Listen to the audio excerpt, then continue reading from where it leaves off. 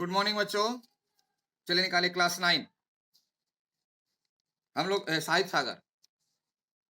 हम लोग देख रहे थे नेताजी का चश्मा, जिसमें हम लोग पेज नंबर 23 के अंतिम दूसरे पैराग्राफ तक देख चुके थे। आइए देखिए आगे बढ़ते हैं।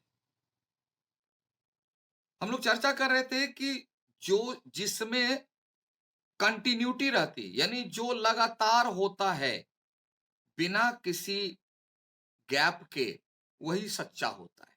सच्चाई का ये पहला लक्षण है। तो कैप्टन चश्मा वाला जो था वो हमेशा प्रतिदिन नेताजी की मूर्ति पर चश्मा लगाए रखता था। एक भी दिन ऐसा नहीं गया कि जो एम्प्टी रहे, खाली रहे। फिर एक बार ऐसा हुआ कि मूर्ति के चेहरे पर कोई भी कैसा भी चश्मा नहीं था, और हालदार साहब की आदत हो गई थी, जाते थे तो चश्मा देख लेते थे कि देखें क्या है, आज कौन सा लगा हुआ है, इंटरेस्ट। एक दिन देखे चश्मा ही नहीं है। उस दिन पान की दुकानें बंद थी, पान की दुकान बंद थी, चौराहे की अधिकांश दुकानें बंद थी, सब दुकान बंद। क्या हुआ भाई, किससे पूछे। अगली बार भी मूर्ति की आंखों पर चश्मा नहीं था, दूसरे दिन आए तो देखे वो भी चश्मा नहीं। तो दूसरे दिन तो दुकान खुली हुई थी। हालदार साहब ने पान खाया, उसी दुकान पर पान खाया, और धीरे से, क्यों धीरे से, डरा हुआ था कि पान वाला पहले बोल दिया था आप ज्यादा उसके बारे में बात नहीं कीजिएगा। पूछा, क्यों भाई, क्या बात है, आज तुम्हारे नेताजी की आंखों पर चश्मा नहीं है। बड़ी हिम्मत करके पूछे हालदार साहब। पान वाला उदास हो गया।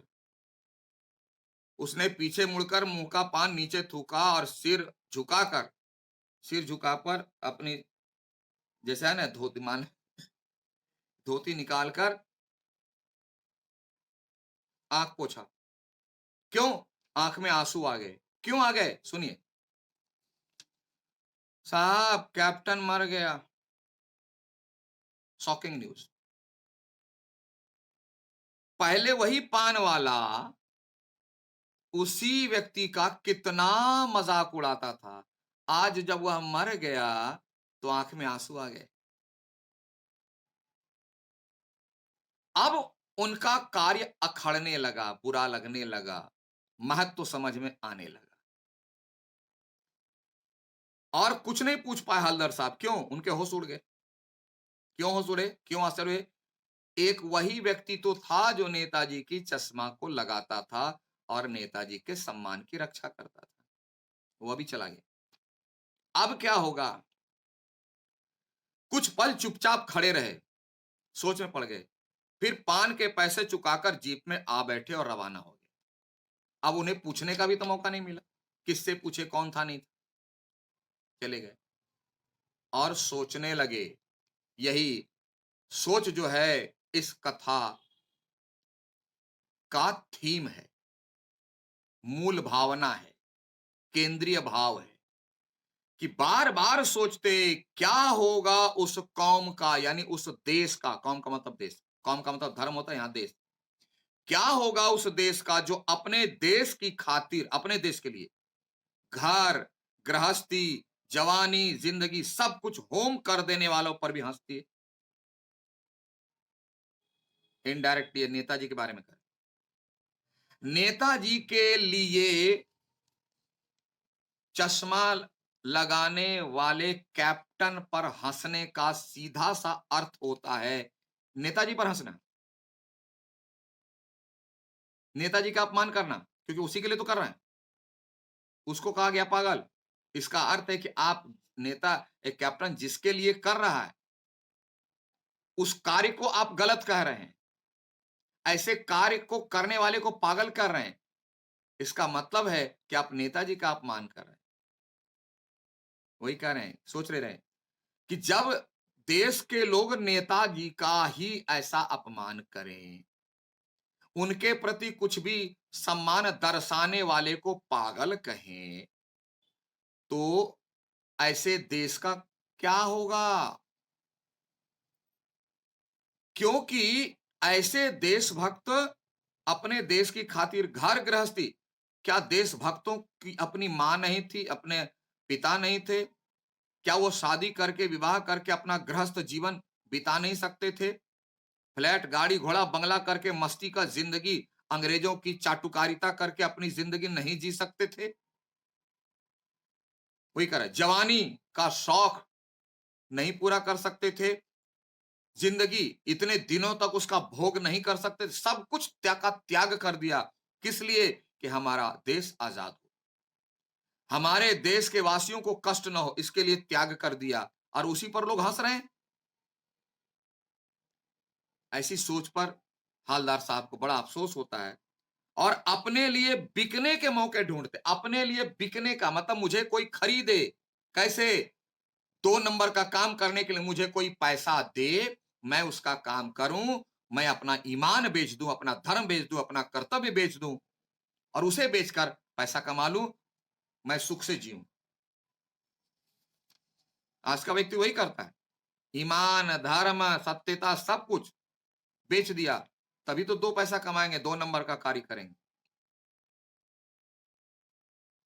किसी व्यक्ति का मान लो ऑफिस में कर्तव्य है कि जो इनकम सर्टिफिकेट बनाने आए उसका बनाइए ईमानदारी से, प्रोसेस से। वह कर्मचारी क्या कहता है, 100 रुपया दो, मैं बना दूंगा। ये 100 रुपया क्यों? तो अपने ईमान को बेचकर, अपने कर्तव्य को बेचकर, अपनी ईमानदारी को ताक पर रखकर 200 रुपया लेता है और बना देता है। अब बाहर में देखो, हर ऑफिस के बाहर में दलाल घूमते हैं, काम कराना है, 100 रुपया दीजिए, करा देंगे। तो अपने को बेचना ही तो है, अपने ईमान को बेचना है, अपने कर्तव्य को बेचना, अपने दायित्व को बेच करके घूमते रहते लोग। आपने देखो, मैं तो बहुत देखा। तो बिकने के लिए मौके ढूंढ, इसी के लिए कहा गया। दुखी हो गए। 15 दिन बाद फिर उसी कस्बे से गुजरे, 15 दिन बाद फिर उसी कस्बे से उनको काम ड्यूटी जानी पड़ती। कस्बे में घुसने से पहले ही ख्याल आया कि कस्बे की हृदय स्थल यानी कस्बे के बीच में चौराहे पर सुभाष की प्रतिमा अवश्य प्रतिष्ठापित होगी, मूर्ति तो होगी, लेकिन सुभाष की आंखों पर चश्मा नहीं होगा। क्यों? कैप्टन मर गया, अब कौन चश्मा लगाएगा? और क्योंकि मास्टर बनाना भूल गया, मास्टर की याद आ गई, और कैप्टन मर गया, दोनों नहीं। आज वहां रुकेंगे नहीं, बहुत तकलीफ होती है। फिर तुम्हारे मन में आया गाएगा कि हवलदार साहब को ही चश्मा लगा देना चाहिए। बोला हाँ, जैसे परीक्षा आपको देनी है, जिंदगी आपको देनी है, तो सब टीचर मिलकर ही परीक्षा दे देना चाहिए, कौन इतना पढ़ाने जाता है? अगर हालदार साहब लगा देते, बार बार यह प्रश्न उठता आज ही मेरे दिल, अगर हालदार साहब लगा देते तो यह घटना आपके सामने, पूरी दुनिया के सामने कैसे आती और आपके दिल में देश प्रेम की भावना कैसे जन्मे? क्या हालदार साहब के नेताजी पर चश्मा लगा देने से पूरी दुनिया को शिक्षा मिल जाती, सभी के हृदय में देश प्रेम की भावना जन्म ले लेती? अरे पढ़ने के बावजूद भी तो जन्म नहीं लेगी। लेकिन इतना अवश्य है कि जितने लोग पढ़ेंगे उसमें से एक भी तो पैदा होगा, एक का भी तो विचार बदलेगा। इसके लिए हालदार साहब ने और लगाए तो होंगे। क्या मेरे पढ़ा देने से तुम्हारा करियर बन जाएगा? मेरे परीक्षा देने पर करियर बन जाएगा? ये अपने अंदर का गुण आप में ट्रांसफर होना चाहिए। तो हालदार साहब के दिल में जो भावना थी नेताजी के प्रति, वह भावना हमारे अंदर, तुम्हारे अंदर ट्रांसफर कैसे होगी? कथा के माध्यम से। पढ़िए, समझिए, बनिए। और गुस्सा हो गए, बोले अब रुकेंगे नहीं, पान भी नहीं खाएंगे, मूर्ति की तरफ देखेंगे भी नहीं, क्योंकि तकलीफ होती है। सीधे निकल जाएंगे। ड्राइवर से कह दिया चौराहे पर रुकना नहीं, आज बहुत काम है, अब पान कहीं आगे खा लेंगे। लेकिन आदत से मजबूर, आंखें चौराहा आते ही मूर्ति की तरफ उठ गई। आदत। कुछ ऐसा देखा कि चीखे, रोको। जीप स्पीड में थी, ड्राइवर अकचका गया, अचंभित हो गया और अचानक ब्रेक मारा। ड्राइवर ने जोर से ब्रेक मारी। रास्ता चलते लोग देखने लगे, क्योंकि जब अचानक ब्रेक लगती गाड़ी में चौं की तरह आवाज करती है, तो लोगों ने सोचा का एक्सीडेंट हो गया क्या। जीप रुकते ना रुकते, मतलब जीप अच्छी तरह से रुकी भी नहीं थी कि साहब जीप से कूद कर जंप कर गए और तेज तेज कदमों से मूर्ति की तरफ लप के मैंने दौड़े और उसके ठीक सामने जाकर अटेंशन में खड़े हो गए। अटेंशन।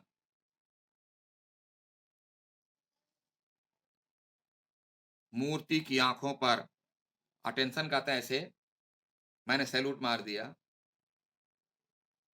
इसलिए कि मेरी भावना भी चली गई कि ऐसे व्यक्ति को मेरा सलाम। और क्या देखिए, ठीक उनके सामने जाकर अटेंशन में खड़े हो गए। हम लोग अटेंशन में कब खड़े होते हैं? किसी को सम्मान दे, जब फ्लैग होस्ट होता है देखिए अटेंशन में खड़ा रहते हैं, हिलते नहीं। पैरेड विजिट होता है तो हम लोग हिलते नहीं, सम्मान देते। मूर्ति की आंखों पर सरकंडे से बना छोटा सा चश्मा था। सरकंडा एक खास किस्म की लकड़ी होती है जो बहुत सॉफ्ट होती है, जिसको राउंड किया जा सकता है, कच्चे में टूटती नहीं है वो। और इसको आप देखे होगे मेले में, खिलौने में बैलून की डंठल जो लगाते हैं वो सरकंडे के, क्योंकि हल्की होती है। क्वांटिटी अगर ज्यादा भी हो जाए तो भारी नहीं लगता, वजनी नहीं होता। तो सरकंडे सॉफ्ट लकड़ी से गोल बनाने में चश्मा आराम रहता है। किसी ने बनाया, छोटा सा चश्मा रखा हुआ था, फिट किया हुआ, छोटा सा, मतलब साइज का ढंग से नहीं बना था, जैसा बच्चे बना लेते, मैंने बच्चे लोग खेल खेल में जैसा बना लेते हैं, ये देखो चश्मा, ये देखो, उसी तरह का कुछ चश्मा, यानी पहला प्रयास था उनका, किसी का भी हो, चश्मा लगा हुआ था। अर्थात कैप्टन के जाने के बाद और कोई ऐसा व्यक्ति था जिसको यह अखड़ा बुरा लगा और इस काम को पूरा करने का दायित्व उठा लिया। भले ही कैप्टन की तरह उसके पास ओरिजिनल चश्मा नहीं था, लेकिन भावना थी कि नेताजी की के चेहरे पर चश्मा नहीं लगने से अच्छा नहीं लगता। एक था जो लगाता था, वह तो नहीं, वह लगा दिया। हवलदार साहब भावुक है, हैवी इमोशनल। इतनी सी बात पर उनकी आंखें भर आई, वो रोने लगे। इतनी सी बात, लोगों के लिए इतनी सी बात है, लेकिन हवलदार साहब के लिए सबसे बड़ी बात। क्यों? कि उनके दिमाग में यह बात आई कि कैप्टन के जाने के बाद जो नेताजी के सम्मान के लिए वो चश्मा लगा दिया करता था, अब कौन लगाएगा? यानी अब नेताजी के प्रति सम्मान की भावना, देश प्रेम की भावना शून्य हो गई, समाप्त हो गई। लेकिन जैसे उन्होंने देखा कि एक बच्चे की तरफ कोई प्रयास है, उन्हें लगा कि नहीं, यह भावना मरी नहीं है, यह भावना किसी न किसी के दिल में जिंदा है। तो जिंदा है, जीवित है यह भावना, इसके लिए वह सावधान में खड़े उनको सम्मान के देने के लिए कि हमारे देश के नेताजी असम्मानित नहीं होने। ऐसे कोई व्यक्ति है, उसके अंदर कुछ भावना है, जिसका व्यावहारिक रूप चश्मे के रूप में, जैसा बच्चे बना लेते हैं, माने जो एक्सपर्ट नहीं है, खिलौने की तरह है। अब यहां पर कहानी समाप्त होती है। लेखक की भावना है कि अब हमारा क्या कर्तव्य है, इसे सोचना है, और जिसके भी अंदर ऐसी छोटी सी प्रारंभिक भावना भी है देश के प्रति, उनका सम्मान करना है। पान वेले की तरह अपमानित नहीं करना है, पागल नहीं करना है, फोटो खींचने वाली बात नहीं करनी, उनको प्रमोट करना है और अपने अंदर भी ऐसी भावना लानी है। तुलनात्मक दृष्टिकोण से एक ही तुलना करके देख लेनी चाहिए मुझे कि एक कैप्टन का जो रूप था, माने हर प्रकार से, हर दृष्टिकोण से अक्षम होते हुए भी वह मरते दम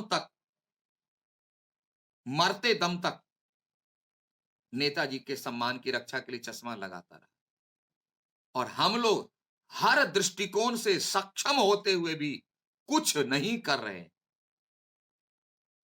हमें अंतिम वाले दृश्य में जो चश्मा बनाया सरकंडे की लकड़ी का, जिसने भी बनाया, उसके प्रति सैल्यूट, उसके प्रति सम्मान करते हुए इतनी सी भावना अपने अंदर भी ले आए और जिनके अंदर है उसको प्रमोट करें, आगे बढ़ाएं, प्रेरित करें, प्रेरणा दें, तभी हमारा देश सुरक्षित रहेगा।